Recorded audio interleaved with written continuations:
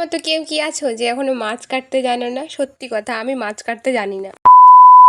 মাঝে মাঝে না আমি নিজেকেই চিনতে পারি না যে আমি কে। তো যাই হোক, কেন বলছি, কারণ আমি আগে কি ছিলাম আর এখন কি হয়েছি। এখন না নিজে নিজে বসে থাকলে মনটা খুব খারাপ লাগে। আমি খুব চুপচাপ হয়ে গেছি আগের থেকে, জানো তো। বয়সের সাথে সাথে সত্যিই সব কিছু চেঞ্জ হয়ে যায়। আমি না বড় হলে বুঝতে পারতাম না। আগে ভাবতাম কবে যে আমি বড় হব। এখন ভাবি বড়োর থেকে ছোটটাই ভালো ছিলাম। তো সকালবেলায় আমি পড়াচ্ছিলাম, আর পড়িয়ে তারপরে আমি রেডি হয়ে গিয়েছিলাম। তারপরে দেখি মাছ আসছে, তো মাকে বললাম চলো মাছ নেবো, অনেকদিন মাছ খাওয়া হয়নি। কারণ কিছুদিন ধরেই হচ্ছিল আমাদের বাড়িতে নিরামিষ। আর হ্যাঁ, নিরামিষ খেতে ভালো লাগে, কিন্তু তার সঙ্গে নিরামিষ কি আর সব দিন ভালো লাগে বলো তো। মাছটাও, আমি মাছ খেতে ভালোবাসি বলো। তারপরে বৌদিও মাছ নিতে আসছিল, দিয়ে সবাই মিলে আমরা মাছ নিচ্ছিলাম। আর কে কে মাছ খেতে ভালোবাসো আমাকে কিন্তু বলো। আমাদের এই পাশে থেকে সকাল হলেই সবাই মাছ বিক্রি করতে নিয়ে আসে, যেহেতু এই পাশে পুকুর নেই।